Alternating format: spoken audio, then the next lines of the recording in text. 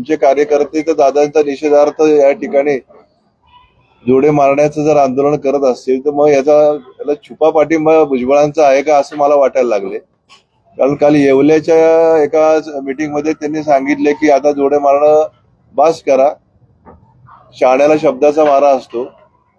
म्हणजे हे जोडे मारायला यांनीच सांगितलं का असं मला वाटायला लागले। आपल्या वयाची देखील मर्यादा लक्षात घेतली पाहिजे आणि आपण एकीकडे पवार साहेबांना सांगतो की तुमचं वय झाले, मग आता या गोष्टीचा तुम्ही विचार करायला पाहिजे। तर आता भुजबळ साहेबांचं देखील वय झालेलं, आता त्यांनी कुठं थांबायचं ते देखील त्यांनी ठरवलं पाहिजे। या ठिकाणी मराठा समाजाला न्याय मिळण्याकरता, ओबीसीला न्याय मिळण्याकरता प्रत्येकाने प्रयत्न केलेत, परंतु जरांगेंना त्यांनी अंगावरती घ्या असं अजितदादांनी कधी त्यांना सांगितलेलं नाही।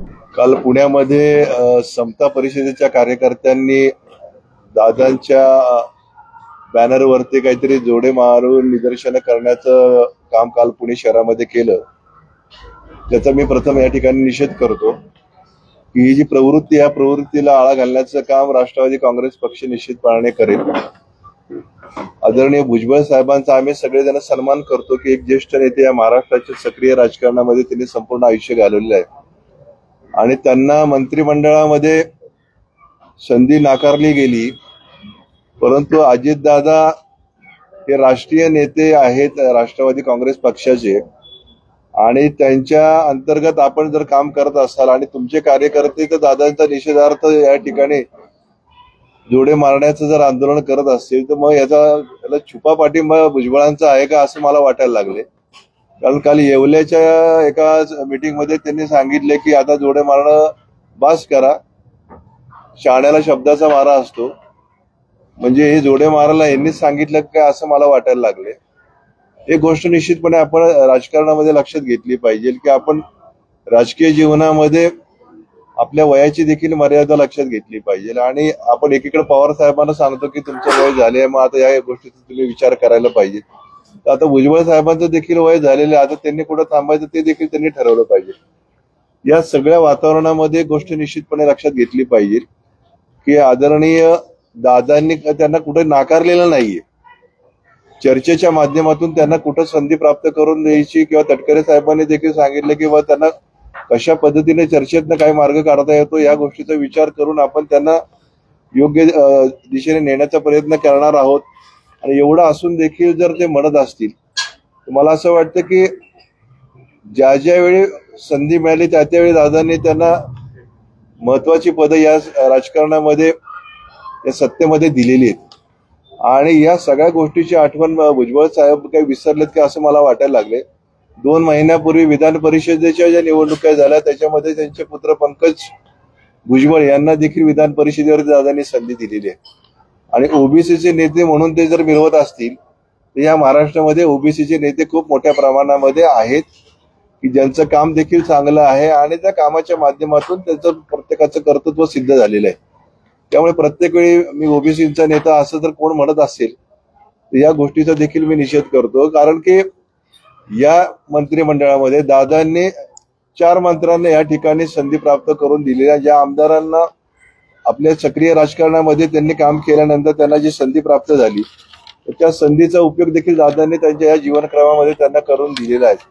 म्हणजे राष्ट्रवादीचे 4 ओबीसीचे नेते हे मंत्री झालेले आहेत आणि या संपूर्ण महायुतीच्या ह्याच्यामध्ये 15 ते 17 ओबीसीचे आमदार हे मंत्री झालेले आहे। याच्यापेक्षा आणखीन वेगळं या महायुतीमध्ये आणखीन काय घडायला पाहिजे असं मला वाटतंय।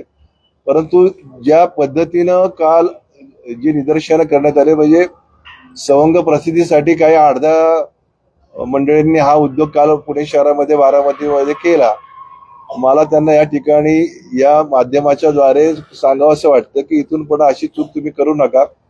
तुम्ही जर भुजबळ साहेबांचे कार्यकर्ते असाल तर राष्ट्रीय नेते जे आमचे अजितदादा आहेत त्यांचा अवमान जर तुम्ही अशा पद्धतीने करत असाल तर त्याचं त्या पद्धतीने उत्तर देण्याची क्षमता पुणे शहर राष्ट्रवादी काँग्रेस पक्षामध्ये निश्चितपणानं आहे आणि असं चालून घेणार नाही आम्ही कुठल्याही परिस्थितीमध्ये। आम्हाला देखील त्या पद्धतीची आंदोलन करता येतात। 40-40 वर्ष आम्ही देखील रस्त्यावरती येऊन चळवळीमध्ये काम करणारे कार्यकर्ते आहोत, त्यामुळे त्या पद्धतीचं उत्तर आम्ही तुम्हाला देऊ शकतो। आणि या निमित्तानं भुजबळ साहेबांना देखील आमची विनंती राहील की तुमच्या कार्यकर्त्यांना नीट समज द्या, कारण की हे समता परिषदेचे कार्यकर्ते आहेत, राष्ट्रवादीचे नाहीत, हे देखील त्यांनी जाणून घेतले पाहिजे। आणि या पद्धतीने जर तुम्ही दादांचा अवमान करत असाल तर हे आम्ही कदापि सहन करणार नाही, हे या माध्यमाद्वारे मी आपल्याला सांगू इच्छितो. दादांनी आणि तटकरे साहेबांनी देखील या संदर्भामध्ये लवकरात लवकर चांगला निर्णय भुजबळ साहेबांच्या संदर्भात घेतीलच, कारण एवढ्या ज्येष्ठ नेत्याबरोबर त्यांनी देखील आपलं संपूर्ण जीवनक्रम जगत असताना मंत्रिमंडळामध्ये सातत्यानं त्यांना बरोबर ठेवण्याचं काम दादांनी केलेलं आहे आणि कुठेही त्यांचा अवमान करण्याच्या दृष्टिकोनात ही मंडळी वागलेली नाही. त्यामुळे भुजबळ साहेबांनी देखील समन्वयाची भूमिका या माध्यमातून करणं खूप गरजेचं आहे. केवळ ओबीसीचा नेता म्हणून जर तुम्ही मिरवत असाल तरी असं काही चालणार नाही. इथं राजकीय जीवनामध्ये सर्व जाती धर्माच्या लोकांना बरोबर घेऊन जाण्याचं काम दादांनी आपल्या जीवनक्रमामध्ये केले आहे. पुरोगामी महाराष्ट्राला एक दिशा देण्याचं काम दादा करतायत आणि अशा पद्धतीने जर तुम्ही वक्तव्य करत असाल तर हे योग्य नाही आणि याचा उठाव महाराष्ट्रातील सर्वसामान्य राष्ट्रवादी काँग्रेसचा कार्यकर्ता केल्याशिवाय राहणार नाही. इथून पुढे अशा पद्धतीचं वातावरण झालं तर त्याला उत्तर त्या पद्धतीने दिले जाईल. भुजबळ म्हणतात की मनोज जरांगेंना मी अंगावर घेतलं त्याचं बक्षीस मला मिळालं. दादांनी त्यांना सांगितलं नाही की मनोज जरांगेंना अंगावरती घ्या म्हणून, तो त्यांचा वैयक्तिक प्रश्न होता. आणि ओबीसी आणि मराठा समाज या दोन विषयावरती महाराष्ट्रामध्ये काय काय रान पेटले हे आपल्या सगळ्यांना माहिती आहे. त्यामुळे या ठिकाणी मराठा समाजाला न्याय मिळण्याकरता, ओबीसीला न्याय मिळण्याकरता प्रत्येकाने प्रयत्न केले आहेत, परंतु जरांगेंना त्यांनी अंगावरती घ्या असं अजितदादांनी कधी त्यांना सांगितलेलं नाही. ओबीसीसाठी लढणारे हे फक्त भुजबळच होते अशा पद्धतीची असं काही नाहीये. हजारो नेते इथं तयार होतात, हजारो कार्यकर्ते रस्त्यावरती येतात आणि प्रत्येकाची भूमिका ही प्रत्येकाच्या जाती धर्मासाठी ही वेगळी असू शकते.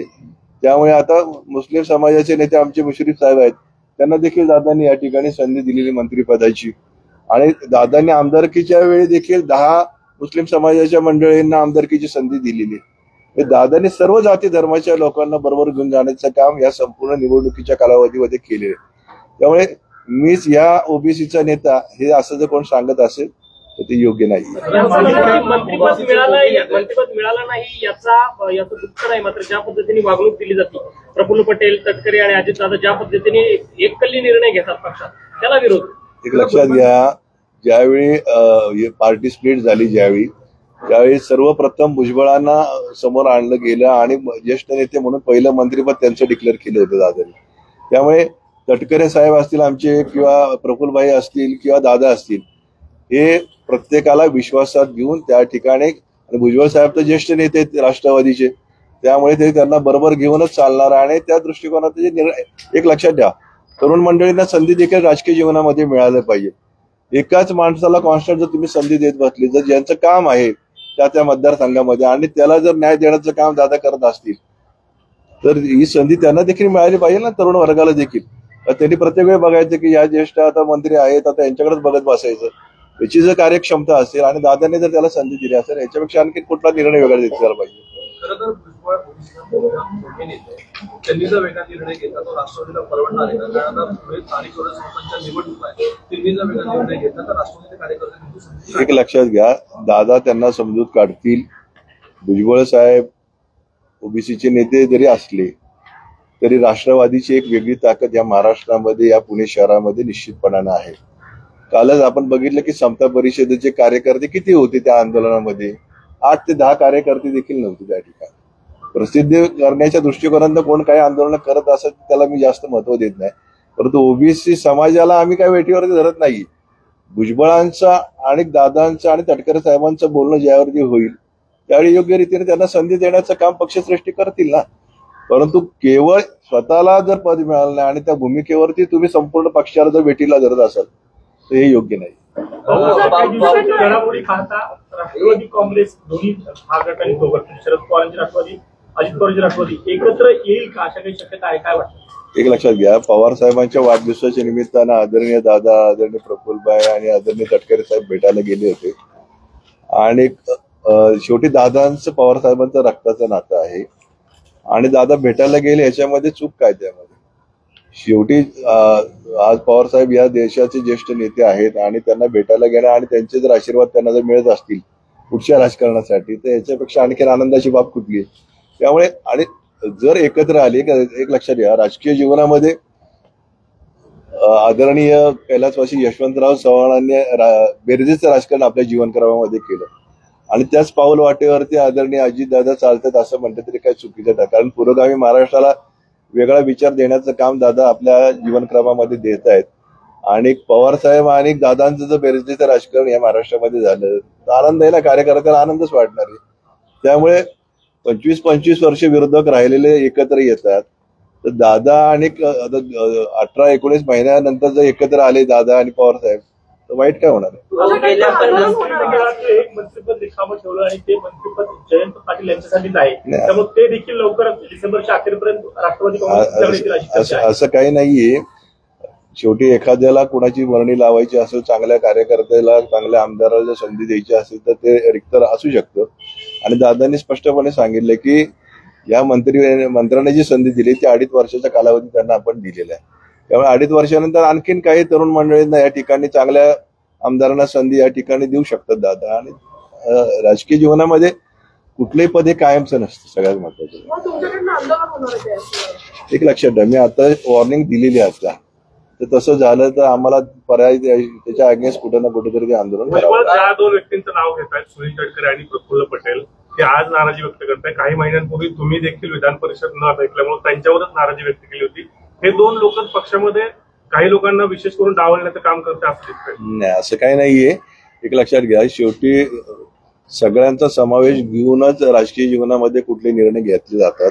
आणि प्रफुल्लबाई, दादा आणि तटकरे साहेब हे भुजबळ साहेबांना प्रत्येक वेळी बरोबर घेऊनच त्यांनी हे सगळे निर्णय घेतले. त्यामुळे भुजबळ साहेबांना बाजूला ठेवून कुठला, आता भुजबळ साहेबांच्या मुलाचा निर्णय त्यांनी भुजबळ साहेबांचा रिस्पेक्टच केला ना त्या ठिकाणी. त्यांचं पंकजला जर त्यांनी विधान परिषदेवर संधी दिली तर तुम्ही एकीकडे आमदारकी तुम्ही येवला मतदारसंघामध्ये लढवणार होता आणि मुलाला देखील तुम्हाला आमदार करायचं होतं. म्हणजे सगळं काय घरीच पाहिजे का? कार्यकर्त्याला काय नको का? त्यामुळे कार्यकर्त्याला देखील संधी दिली गेली पाहिजे ना. गेल्या 50 वर्षांमध्ये पवार कुटुंबियांनी जातीयतेची भूमिका घेतली असा आरोप हाकेंनी केला. नाही, असं कुठं नाही. सर्व जाती धर्माला मी सुरुवातीला सांगितलं की दादांनी आपल्या संपूर्ण या आमदारकीच्या इलेक्शनमध्ये 10 मुस्लिम बांधवांना या ठिकाणी संधी दिली. बोलले त्याप्रमाणे दादांनी केलेले आणि दादा जे बोलतात ते करतात. त्यामुळे सर्व जाती धर्माच्या लोकांना बरोबर घेऊन जाण्याचं काम दादांनी केलं असं म्हटलं तरी काही चुकीचं ठरणार.